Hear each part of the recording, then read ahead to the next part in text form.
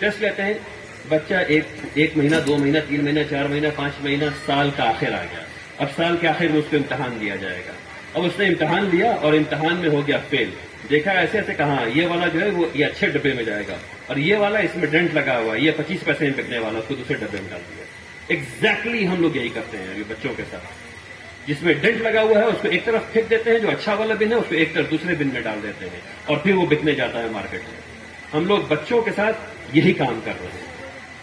اس کو روکنے کے لیے جو کرنے کی ضرورت ہے وہ ہے ریگولر فارمیٹو اسسمنٹ. ہر چیپٹر جب پڑھ کر کے ختم ہو رہا ہے اس وقت بچوں کو اسس کیجئے اور بچوں کے فہم کو دیکھیے. رٹانا نہیں ہے، بچوں کے فہم کو دیکھیے کہ سمجھ میں بات آئی یا نہیں آئی، اور اگر آ گئی تو ہدف مکمل ہو گیا، گول مکمل ہو گیا. اگر نہیں آئی تو اس کے لیے ریمیڈیل کلاسز لگوائیے اس بچے کے لیے تاکہ بات اس کو سمجھ میں آ جائے. اگر نہیں آئے گی تو وہ لنگڑا ہو جائے گا اور لنگڑا رہے گا زندگی بھر. یہ چند بنیادی چیزیں ہیں تعلیم کی. اگر اس کو کر لیا جائے تو اکثر بچے کی زندگی ہمارے کانٹیکٹ سے بہتر ہو سکتی ہے. تعلیم کے سلسلے میں ہم لوگ اور بہت لمبی چوڑی باتیں کر سکتے ہیں کہ اسٹوڈنٹ سینٹرڈ لرننگ ہونا چاہیے اور پروجیکٹ بیسڈ لرننگ ہونی چاہیے. ان سب ٹاپک پہ انشاءاللہ پھر کبھی گفتگو کروں گا. ابھی جو سمجھنے کی بات ہے وہ صرف یہ ہے کہ ہم لوگوں کو جو ہمارے پاس ماڈل ہے، جو ہمارے پاس ٹیچرز ہیں، ان ٹیچرز کو اس ماڈل کو اپلائی کرنے کے لیے ٹریننگ دینے کی ضرورت ہے. آپ کو یہ جان کر کے بہت حیرت ہوگی کہ ہمارے بی ایڈ کے ٹیچرز جو ہیں ان کو بھی تعلیم دینے کا شعور نہیں آیا ہے. کیوں نہیں آیا ہے؟ کیونکہ وہ نوٹس سے پڑھ رہے ہیں.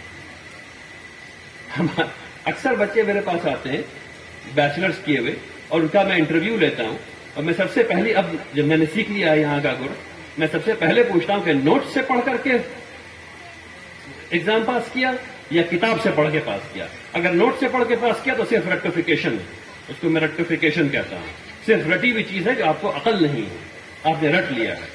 میں آپ کو یقین دلاتا ہوں کہ ٹاپ یونیورسٹیز کے لوگوں کو میں نے انٹرویو کیا ہے اور ان کو اکاؤنٹس کی ہر کتاب میں جو پہلی اکاؤنٹنگ ایکویشن جو بات لکھی ہوتی ہے وہ اس کو نہیں بتا پائے ہیں، اور یہ ٹاپ یونیورسٹیز کا حال ہے. اس کی وجہ یہ ہے کہ تمام حضرات صرف نوٹس کو رٹ رہے ہیں، پریکٹیکل نہیں کر رہے ہیں. تو جو ٹیچرز کو ہم لوگوں کو ٹرین کرنا ہے وہ ایسے ٹرین کرنا ہے کہ ایک تو جو پیسنگ چارٹ ہے، یعنی کہ آپ نے جو گول بنایا ہے پورے سال کے لیے، پہلا چیپٹر کس تاریخ کو ختم ہوگا، دوسرا چیپٹر کس تاریخ کو ختم ہوگا، تیسرا چیپٹر کس تاریخ کو ختم ہوگا، اس کو پایا جائے. میسٹری بیسڈ لرننگ کو اپلائی کیا جائے، بچوں کو 100% سمجھایا جائے اور بچوں کو مسئول بنائیے اپنی لرننگ کا خود. جب آپ بچوں کو اپنی لرننگ کا مسئول بنائیں گے تب کامیابی ملے گی.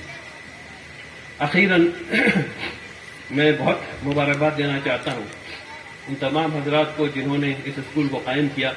بہت کم ایسا دیکھنے کو ملتا ہے، اور ہندوستان کے کانٹیکسٹ میں تو اور بھی کم، جہاں ایک گروہ نے جو کارپوریٹ نہیں ہے وہ آپس میں ساتھ بیٹھے ہو اور انہوں نے پلاننگ کی ہو، اور اتنی ڈیٹیلڈ پلاننگ کی ہو، اور اس کے بعد بلڈنگ کے نقشے سے لے کر کے طریقہ تدریس پر اتنی لمبی بحثیں ہو رہی ہوں، طریقے سوچے جا رہے ہوں، تمام دنیا سے انپٹ لیا جا رہا ہو، اور اس کے بعد پھر لیسن پلان کیسے بنے گا، پیسنگ چارٹ کیسے بنے گا، طریقہ تدریس کیا ہوگا، بچوں کو کیسے پڑھائیں گے. بہت مبارکباد کے مستحق ہیں یہ لوگ جو یہ سب سوچ رہے ہیں. مجھے بے پناہ حیرت ہوئی دیکھ کر کے کہ یہ لوگ اسٹوڈنٹ سینٹرڈ لرننگ کے بارے میں بھی سوچ رہے ہیں، یہ لوگ 21st سینچری اسکل سیٹ کے بارے میں بھی سوچ رہے ہیں. وہ چیزیں جو ابھی تک سوائے چند میرا خیال ہے ہندوستان میں 2-4 اسکولس کے علاوہ کہیں بھی نہیں ہے. تو آپ لوگ تمام بہت مبارکباد کے مستحق ہیں. آئیے دعا کریں کہ اللہ تبارک تعالیٰ اس اسکول کو خوب ترقی دے. یہاں سے